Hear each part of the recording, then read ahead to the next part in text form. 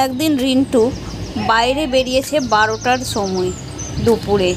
তখন তার সামনে এসে পড়ে এক গাছে থাকা ডাইনি।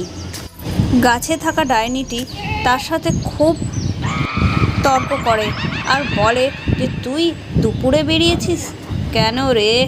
আমি তোকে এক্ষুনি খেয়ে নিব। ডাইনির কথা শুনে রিন্টুর একটুকু ভয় পায় না। সে আরও ডাইনির সাথে তর্ক করে, আরে কি তুমি খেয়ে নেবে? খেয়ে দেখাও আমাকে। ডাইনি কোথাকার আমাকে ডিস্টার্ব করে। এক গাছে থাকা শাকচুন্নি ছিল। সে একটি মেয়েকে রোজ দেখত। সে সেই গাছের নিচ দিয়ে কলেজ যেত।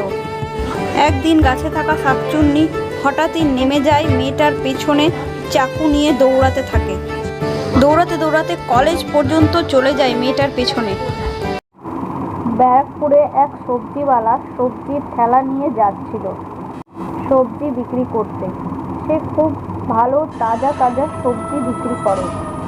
সে রাস্তায় যেতে যেতেই হঠাৎ করে এক ডাইনি এসে সবজির ঠেলার উপর দাঁড়িয়ে পড়ে, চাকু হাতে নিয়ে। সবজিওয়ালা তখন অনেক ভয় পেয়ে অজ্ঞান হয়ে পড়ে।